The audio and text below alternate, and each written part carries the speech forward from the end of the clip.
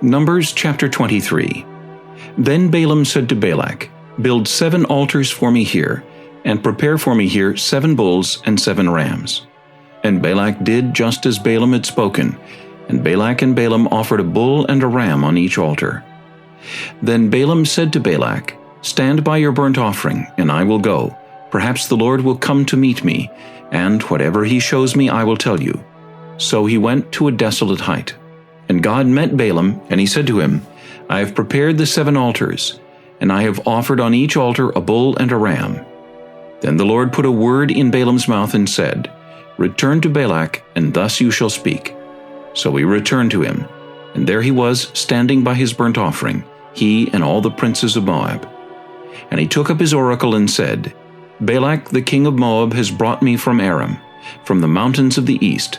Come, curse Jacob for me, and come denounce Israel. How shall I curse whom God has not cursed? And how shall I denounce whom the Lord has not denounced? For from the top of the rocks I see him, and from the hills I behold him. There, a people dwelling alone, not reckoning itself among the nations. Who can count the dust of Jacob, or number 1/4 of Israel? Let me die the death of the righteous, and let my end be like his." Then Balak said to Balaam, "What have you done to me? I took you to curse my enemies, and look, you have blessed them bountifully." So he answered and said, "Must I not take heed to speak what the Lord has put in my mouth?" Then Balak said to him, "Please come with me to another place from which you may see them. You shall see only the outer part of them, and shall not see them all. Curse them for me from there."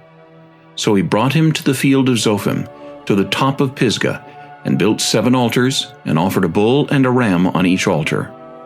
And he said to Balak, "Stand here by your burnt offering, while I meet the Lord over there."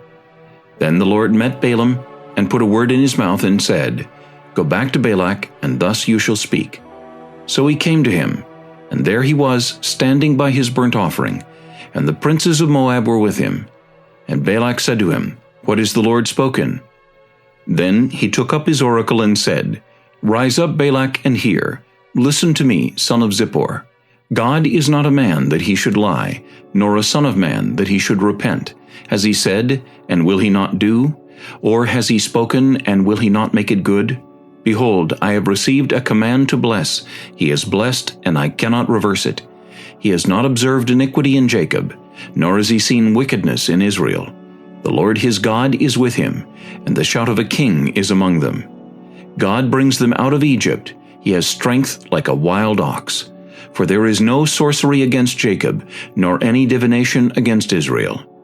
It now must be said of Jacob and of Israel, Oh, what God has done! Look, a people rises like a lioness, and lifts itself up like a lion. It shall not lie down until it devours the prey, and drinks the blood of the slain." Then Balak said to Balaam, "Neither curse them at all, nor bless them at all." So Balaam answered and said to Balak, "Did I not tell you, saying, All that the Lord speaks, that I must do?" Then Balak said to Balaam, "Please come, I will take you to another place. Perhaps it will please God that you may curse them for me from there." So Balak took Balaam to the top of Peor, that overlooks the wasteland. Then Balaam said to Balak, "Build for me here 7 altars, and prepare for me here 7 bulls and 7 rams." And Balak did as Balaam had said, and offered a bull and a ram on every altar.